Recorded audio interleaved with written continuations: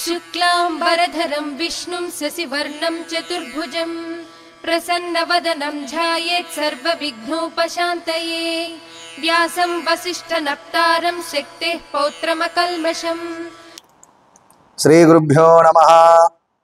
జై విశ్వకర్మ, జై జై విశ్వకర్మ. యూట్యూబ్ ప్రేక్షక మహాశయులందరికీ కూడా శుభాశీస్సులు.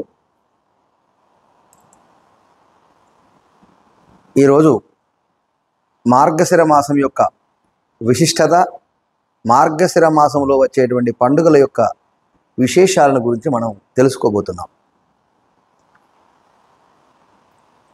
మార్గశిర మాసం చాలా పవిత్రమైనటువంటి మాసం. అన్ని మాసములలోకెల్లా మార్గశిర మాసం శిరస్సు వంటిది అని అర్థం. శ్రీకృష్ణుడు భగవద్గీతలో చెప్పినట్లుగా మాసానా మార్గశీర్షోహం అనగా అన్ని మాసములలో కంటే మార్గశిర మాసం శిరస్సు వంటిది అని అర్థం. పూర్ణిమ రోజున మృగశిర నక్షత్రం ఉన్నటువంటి సమయాన్ని బట్టి మార్గశిర మాసం అనేటువంటి ఈ మాసానికి పేరు వచ్చింది. ఈ మాసం మహావిష్ణువుకు చాలా ప్రీతికరమైనటువంటి మాసం. అన్ని పండుగల యొక్క సమాహారం కూడా ఈ మాసంలో ఉంది. అంటే చాలా విశేషమైనటువంటి పర్వదినాలు ఈ మాసంలో వస్తూ ఉన్నాయి. అదేవిధంగా విష్ణుమూర్తికి, లక్ష్మీదేవికి చాలా ప్రీతికరమైనటువంటి మాసంగా కూడా ఈ మాసాన్ని మనం చెబుతూ ఉంటాం. అందువల్ల ఈ మాసము విష్ణువుకు ప్రీతికరం గనక మరి ఎక్కువగా మరి విష్ణు సహస్రనామ పారాయణం చేయడం, అదేవిధంగా భగవద్గీతను పారాయణం చేయడం అనేటువంటిది చాలా ఉత్తమోత్తమైనటువంటిది. ఇక ఈ మాసంలో ఎక్కువగా ముందు పాడ్యం నుంచి అనగా 2వ తారీఖు 12వ నెల 2024 సోమవారం నుంచి ప్రారంభమవుతుంది మార్గశిర మాసం. 30వ తారీఖు 12వ నెల వరకు ముగుస్తుంది. ఈ 2వ తారీఖు నాడు మార్గశిర మాసం ప్రారంభాన్ని పోలిపాడ్యం అంటారు.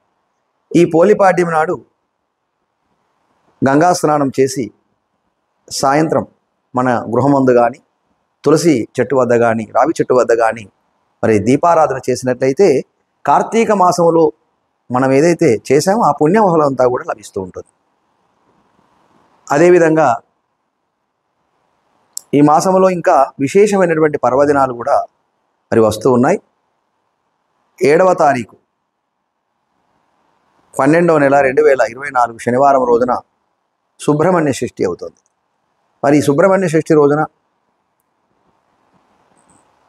మరి సంతానం కావలసినటువంటి వాళ్ళు, కానటువంటి వాళ్ళు, అదేవిధంగా వివాహం కానటువంటి వాళ్ళు, స్త్రీలు పురుషులు అందరూ కూడా సుబ్రహ్మణ్య స్వామికి పాలతో అభిషేకం చేయడం, సర్పసూక్తం చేత అభిషేకం చేయడం, అదేవిధంగా సుబ్రహ్మణ్య స్వామిని ఆరాధించడం, సుబ్రహ్మణ్య అష్టకాన్ని పారాయణం చేయడం వలన మరి వారికి అనుకున్నటువంటి పనులన్నీ కూడా నెరవేరుతుంటాయి. ముఖ్యంగా కుజదోషం తొలగిపోతూ ఉంటుంది. మరి స్వామివారి దయ వల్ల వారికి అనుకున్నటువంటి కోరికలన్నీ కూడా సుబ్రహ్మణ్య స్వామి నెరవేరుస్తూ ఉంటారు.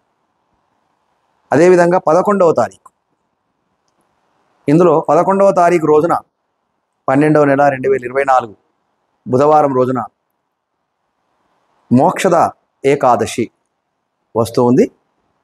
అదే రోజు గీతా జయంతి కూడా అవుతుంది. 12వ తారీఖు రోజు అనగా గురువారం రోజున వాసుదేవ ద్వాదశి అని పిలుస్తుంటారు. చాలా విశేషమైనటువంటిది ఈరోజు కూడా. ఇందులో ఇంకా 15వ తారీఖు ఆదివారం రోజున పూర్ణిమ, మార్గశిర శుద్ధ పూర్ణిమ. దీనిని దత్తాత్రేయ జయంతి అని అంటూ ఉంటారు. చాలా విశేషమైనటువంటి రోజు. ఈరోజు దత్తాత్రేయుని పూజించడం, అదేవిధంగా హనుమద్ వ్రతం చేయడం, చాలా విశేషమైనటువంటి పర్వదినం. మరి ఈ యొక్క పూర్ణిమ రోజున హనుమత్ వ్రతం చేయడం వలన, అదేవిధంగా దత్తాత్రేయ జయంతిని ఆరాధించడం వలన, దత్తాత్రేయుని ఆరాధించడం వలన సకల శ్రేయస్సు కలుగుతూ ఉంటుంది. సంపదలు, ఆయుష్, ఆరోగ్యం కూడా లభిస్తూ ఉంటుంది. సకల పాపాలన్నీ కూడా తొలగిపోతూ ఉంటాయి. మరి ముఖ్యంగా ఈ యొక్క మాసం అంతా కూడా చాలా విశిష్టమైన మాసంగా పేర్కొనవచ్చును. ముఖ్యంగా ఈ మార్గశిర మాసం కాత్యాయని వ్రతం చేయడానికి చాలా అనుకూలమైనటువంటి మాసం. వివాహం కావలసినటువంటి అమ్మాయిలు కాత్యాయని వ్రతాన్ని ఆచరించాలి ఈ మాసంలో. అదేవిధంగా గోదాదేవి శ్రీకృష్ణుని కీర్తినటువంటి 30 పాశురాలను కూడా ఈ యొక్క నెల రోజుల పాటు పెళ్లి కావలసినటువంటి, వివాహం కావలసినటువంటి అమ్మాయిలు పారాయణం చేయడం వలన, అదేవిధంగా కాత్యాయని వ్రతం చేయడం వలన శీఘ్రంగా కళ్యాణం జరుగుతూ ఉంటుంది. ఉత్తముడైనటువంటి భర్త కూడా లభిస్తూ ఉంటాడని శాస్త్రం కూడా చెబుతూ ఉంది. కనుక అంతటి విశేషమైనటువంటి మాసంగా మార్గశిర మాసాన్ని మనం పిలుస్తూ ఉంటాం. మరి ఇంకా మనం ఈ మాసం యొక్క విశిష్టతను మనం తీసుకున్నట్లయితే ఇందులో భైరవాష్టమి వస్తుంది. అదేవిధంగా సంకష్ట చతుర్థి వస్తుంది. అదేవిధంగా అమావాస్య రోజు సోమవతి అమావాస్య వస్తుంది. మరి చాలా విశేషమైనటువంటి పండుగల యొక్క సమాహారం మార్గశిర మాసం.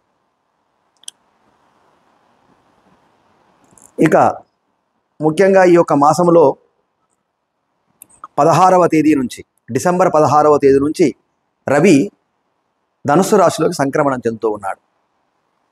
ఈ విధంగా సంక్రమణం చెందడం వలన దానిని ధనుస్ సంక్రమణం అని, ధనుర్మాసం అని, అదేవిధంగా సంక్రాంతి నిలబెట్టుట అని మనం పిలుస్తూ ఉంటాం. మరి సంక్రాంతి నిలబెట్టిన తర్వాత కొన్ని శుభ కార్యక్రమములు ఆచరించరాదని కూడా శాస్త్రం చెబుతూ ఉంది. ముఖ్యంగా ఈ మార్గశిర మాసంలో సంక్రాంతి నిలబెట్టిన తర్వాత దీనిని మార్గలి అని, ధనుర్మాసం అని, సంక్రాంతి నిలబెట్టుట అని కూడా పిలుస్తూ ఉంటాం. మరి ఈ రోజు నుంచి అన్ని వైష్ణవ దేవాలయాలలో విష్ణువును ఆరాధిస్తూ ఉంటారు. అదేవిధంగా తిరుప్పావై పారాయణం కూడా జరుగుతుంది 4 రోజుల పాటు. అంటే మళ్ళీ గోదాదేవి కళ్యాణం అయ్యేంత వరకు కూడా తిరుప్పావైని పారాయణం చేస్తూ ఉంటారు అన్ని వైష్ణవ దేవాలయాలలో. అదేవిధంగా ఈ యొక్క ధనుర్మాసం ప్రారంభం కాడి నుంచి మొదలుకొని కొంత శుభ కార్యక్రమములు కూడా చేయడం అధమపక్షం అని కూడా శాస్త్రం చెబుతూ ఉంది. మార్గశిర మాసంలో